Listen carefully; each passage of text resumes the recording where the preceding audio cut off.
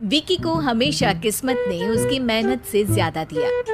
पैदा हुआ एक बड़े घर में, मुंह में चांदी की चम्मच लेकर, और शादी भी की एक उससे भी बड़े घर में, सोने की चम्मच मुंह में लेकर। उसे मेहनत करने का शौक नहीं था। एक शौक था, वो भी घटिया शायरी करने का। उसकी हर बात शायराना ही होती थी।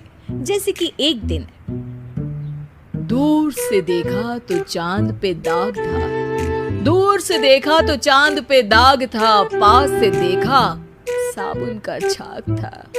ठोको ताली। अरे ऐसी शायरी करोगे तो ताली तो पता नहीं कोई तुमको ही ठोक देगा। शायरी वो बिल्ली है जो किसी का भी रास्ता रोक दे, और क्या मैं किल हूँ जो कोई मुझे ठोक दे। मुझे तो आपसे बात ही नहीं करनी। मैं निकला था गाड़ी लेके, लेकिन दौड़ के जा रहा हूँ। मेरी शायरी कोई नहीं सुनता, मैं घर छोड़ के जा रहा हूँ। धीरे बोलिए जी, मम्मी पापा को पता चल जाएगा तो तुमको सच में तुम्हारे मायके भेज देंगे। सस्ते साबुन से मेरी कॉलर चमकी नहीं, सच में चला जाऊंगा, मेरी बात कोई धमकी नहीं। अगर शायरी ही सुनानी है तो सुनाओ, लेकिन कोई काम धंधा भी तो करो।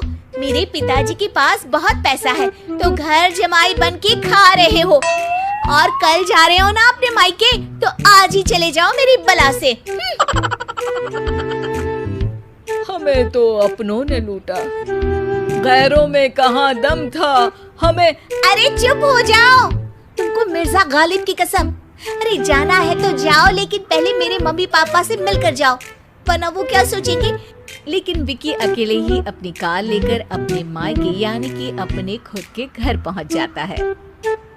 अरे बेटा, तू अचानक, बहू कैसी है? अरे माँ, बहू तो बिल्कुल बदल गई है, मुर्गी हाथ से निकल गई है। अरे क्या हुआ बेटा? उसकी आती नहीं है, मेरी जाती नहीं है। मैं करता हूँ शायरी, उसे भाती नहीं है। मेरे पास उसका फोन आया था बेटा, सही कह रही है वो।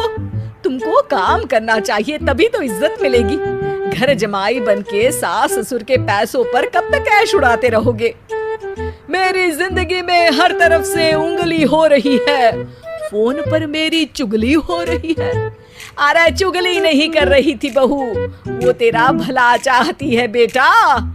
सूखे हुए कपड़े को भी गीला कह रहे हैं लोग, चुगली करने को मेरा भला कह रहे हैं लोग। ठोको ताली। ये सुन के माँ अपने हाथ से अपना सर पीट लेती है।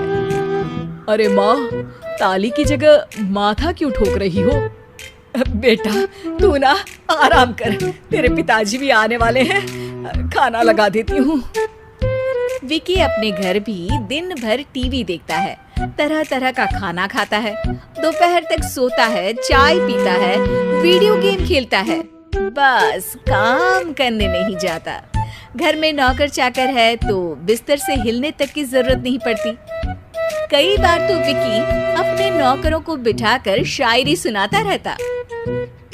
कब जाओगे बेटा? अरे कैसी बात कर रहे हैं डैडी, क्या आप मेरे फादर नहीं? आप मुझे भगाना चाहते हैं क्या? ये मेरा घर नहीं। अरे नहीं बेटा, तुम्हारा ही घर है। हम तो चाहते थे कि तुम यहीं रहो और मेरा काम आगे बढ़ाओ, लेकिन तुम ही चले गए घर जमाई बनने। अरे मेहनत तो गधे भी करते हैं, मैं अच्छी किस्मत लेके पैदा हुआ हूँ, मैं घर जमाई हूँ, ससुराल का फूल गेंदा हुआ हूँ। ठोको ताली। पिताजी और माँ सच में ताली बजा देते हैं। ऐसा पहली बार होता है जब विकी की शायरी पर किसी ने ताली बजाई हो। अरे आप लोग सच में ताली बजा रहे हैं? हाँ बेटा, तुम्हारे ससुर का फोन आया था, बोला जब तक घर जमाई जी कोई काम ना करने लगे हमारे यहाँ मत भेजना। अब तू तो काम करने से रहा और तुझे रहना भी है हमारे घर में ही, करेगा भी शायरी ही और बार बार ठोको ताली बोलेगा तो आदत डाल ही लेते हैं ताली ठोकने की। विकी उसी वक्त खड़ा होता है और बहुत गुस्से में सीधे ससुराल के लिए निकल जाता है। फिर से आ गए? लेकिन सुमन को देखते ही विकी पिघल जाता है। अब सुमन, आई एम सॉरी, आज से ना मैं सिर्फ शायरी ही नहीं बल्कि काम भी करूंगा। तुम अपने ऑफिस में बात कर लेना, कोई भी मेहनत का काम कर लूंगा। मैं घर जमाई बन के रहूंगा लेकिन काम करूंगा और इज्जत से रहूंगा।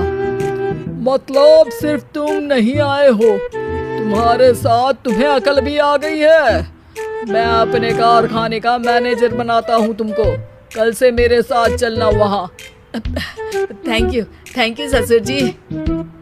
थैंक यू से काम नहीं चलेगा, एक शायरी सुनानी पड़ेगी। जरूर।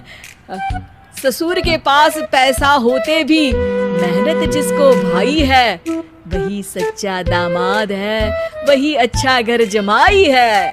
ठोको ताली।